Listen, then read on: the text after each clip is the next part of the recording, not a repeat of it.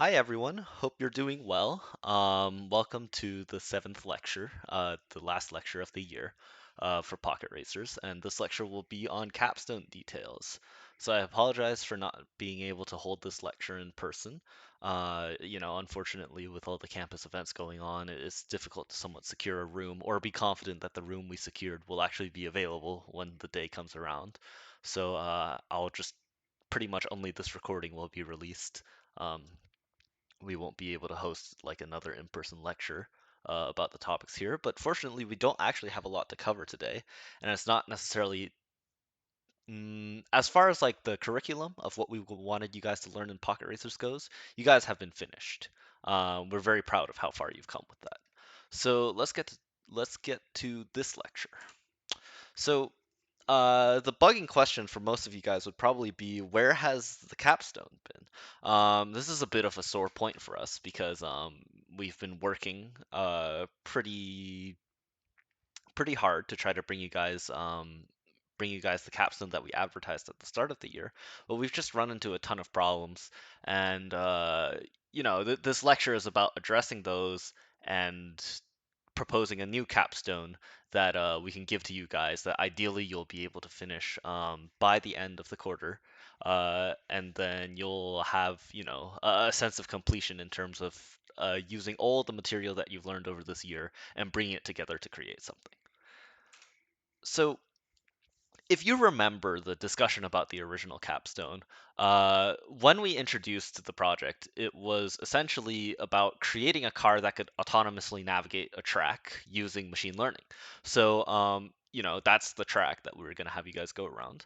And the idea was always to those cars that we created in Lab 1 were fully RC capable. So the idea was to have the Pi in like a sort of recording mode, like running a recording program, that we would give to you guys, and that Raspberry Pi would record video, and it also record the PWM signals that are going to the servo and the DC motor, or the ESC, I suppose. And then that would essentially be the training data, the video feed, and the PWM signals, and then you would train some form of neural network architecture, depending on how difficult this task would be. Um, that could change from anything from like a CNN, which we learned about, to possibly some more advanced neural network architectures like LSTMs and stuff like that. Now, there was a lot in the way of this that we had to resolve before doing this, but moving into the year, we were pretty confident we could address some of these issues that the car was facing. So we saw no problem with the scope of this capstone, because um, in theory, we're essentially overfitting. So when you drive the car around the track with the RC controller and it's taking the video, it's going to be the same track when you have the neural network run inference. What I mean by that is like um, when the neural network is running inference, it'll basically take in the current video feed and output the PWM signals that it learned while training on the training data that you collected. So this essentially falls into a category of like sort of imitation learning. Because we're overfitting, uh, the concern was never really in super efficient neural network architecture because we're not actually creating a generalizable network. We're just creating a network that essentially only needs to minimize training error.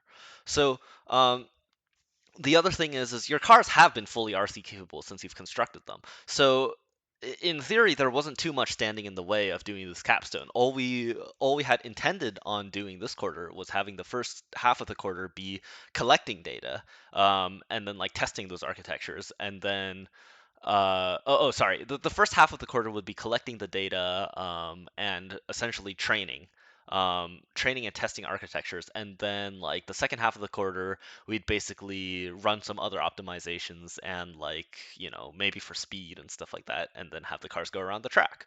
Um, you might have actually seen these controllers on the PR shelf, but we have the RC controllers and stuff like that ready. If you do ever want to take your Pocket Racer for a drive, you could ask us.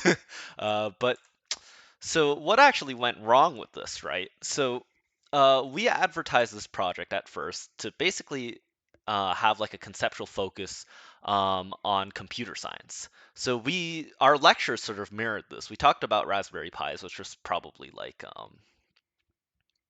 oh no, the motors lecture was probably the least focused on computer science, but we largely talked about things like OpenCV, neural networks, machine learning, stuff like that. So these were the concepts that we wanted you guys to develop the most and like learn to deal with. What was not immediately apparent to you guys was a lot of the legwork that went into place um, to create the car. You guys assembled the car, but a lot of the design choices for that car were sort of never for you guys to make. And they shouldn't have been based on what you guys learned in the project. Uh, so the problem became that the issues with implementing that capstone plan uh, steadily became more about like the mechanical design and the electrical design of the car than what you guys learned in lecture and stuff like that. So continuing with this capstone, especially because we were not able to resolve every single issue by the time spring came around, um, resolving these issues is not something that we particularly equipped you guys to deal with. So it became evident that it wasn't a good choice. Um, So here's basically, if you are curious, here's some of the things that were sort of impeding the car from following our capstone. So the servo motor is these two problems that are listed first here are pretty much the primary issues. I guess the first three.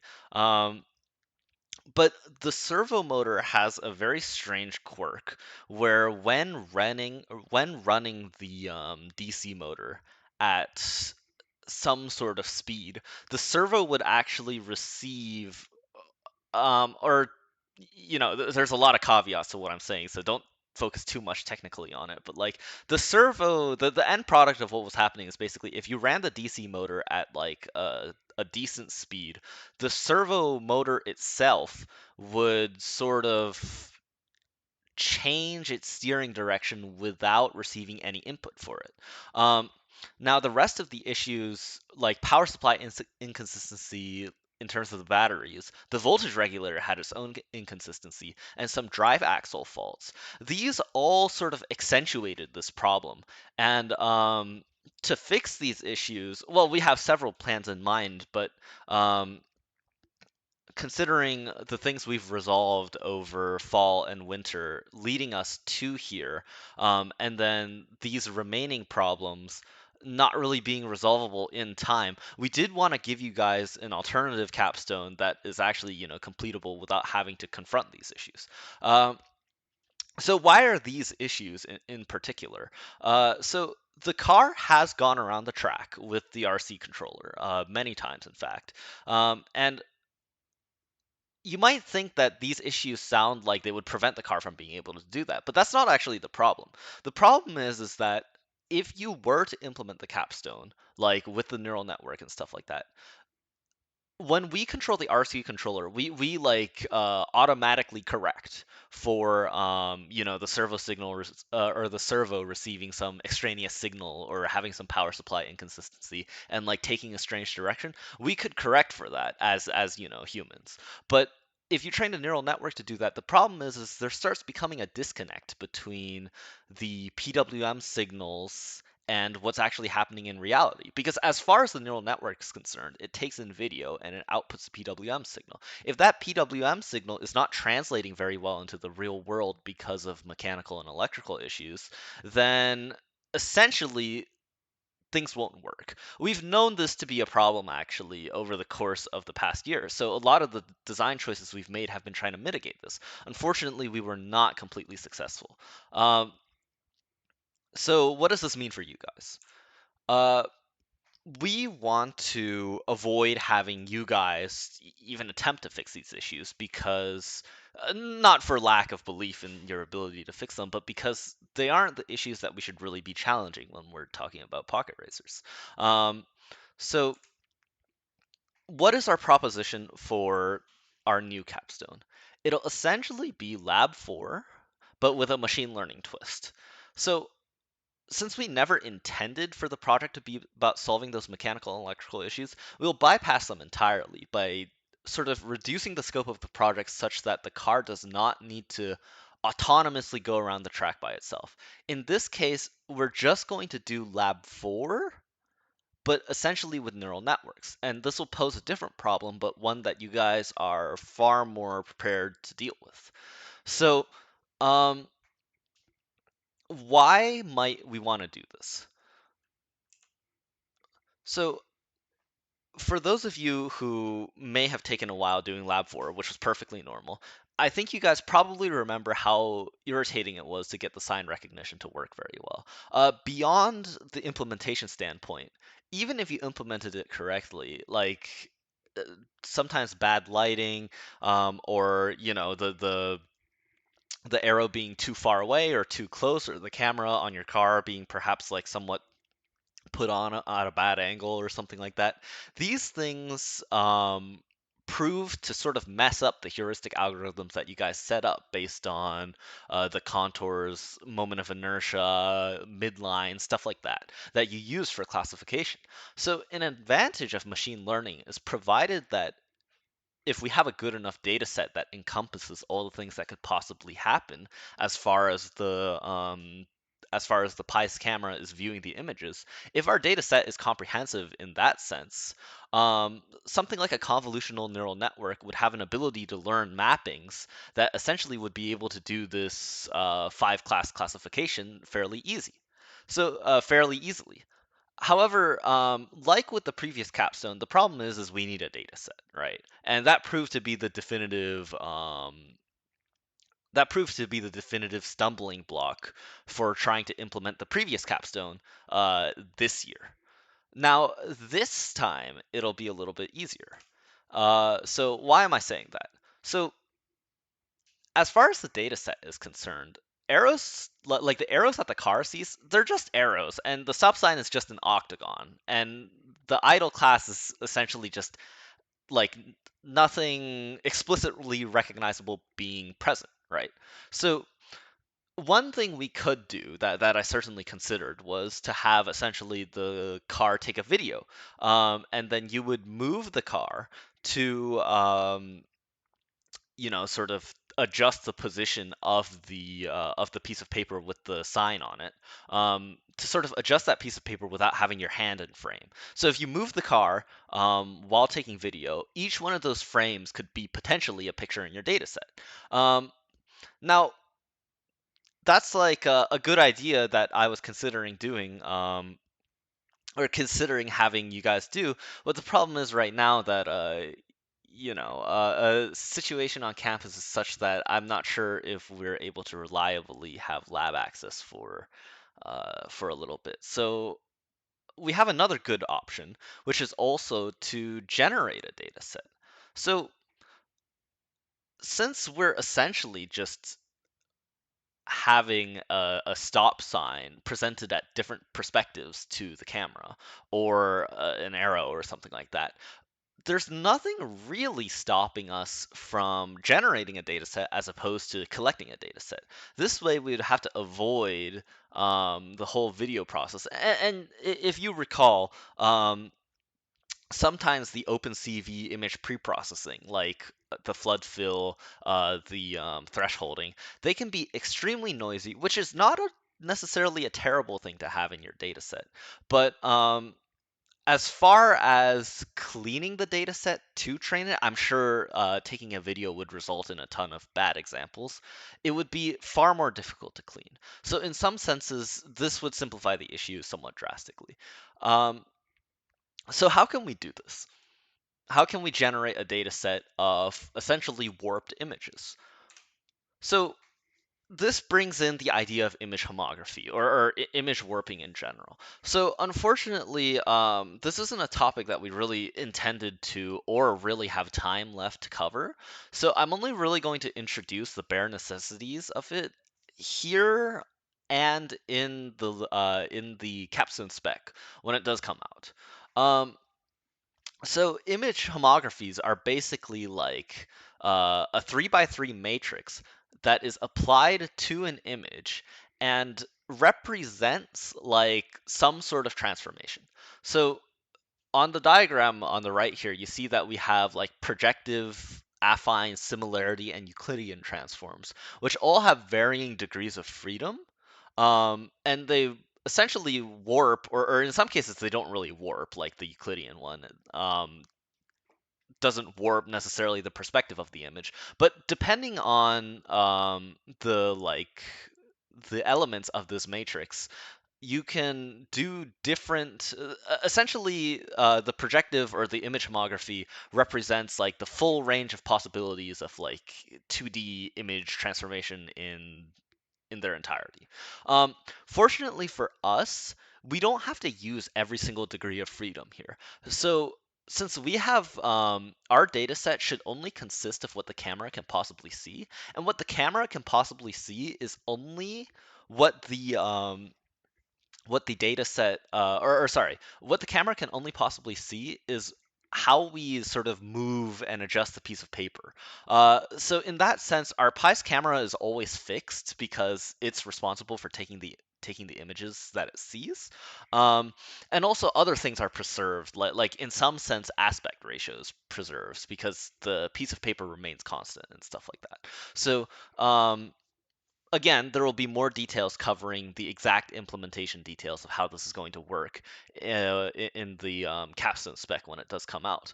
But essentially, the main idea here is that we will be able to sort of generate many of these matrices to sort of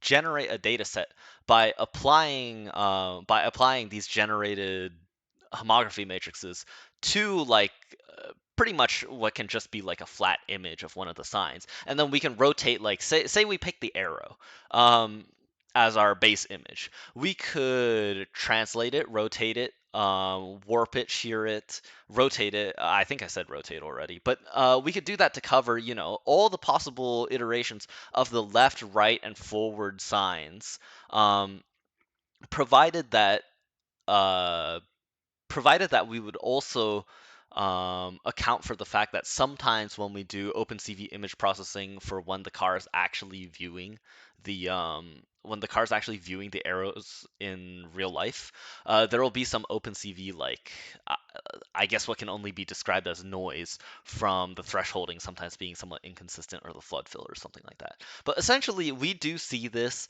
as doable as far as generating a data set is concerned. At least it's a much easier problem to confront than having to deal with the mechanical and electrical issues of the previous capstones like dataset collection.